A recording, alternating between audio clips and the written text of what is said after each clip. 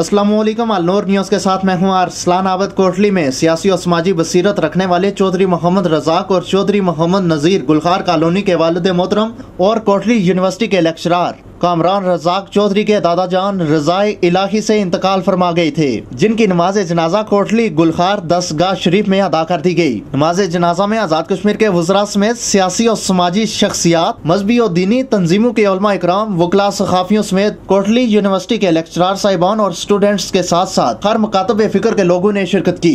मरहूम के बुलंद दर्जात के लिए अल्लाह के हुजूर दुआ की गई। दुआ है कि अल्लाह ताला मरहूम को जन्नतुल फिरदौस में आला मकाम अता फरमाए। मज़ीद ताज़ा तरीन खबरों के लिए विजिट कीजिए हमारी वेबसाइट alnoornews.tv। आप हमें फेसबुक, यूट्यूब और ट्विटर पर फॉलो कर सकते हैं। देखते रहिए अलनूर न्यूज़।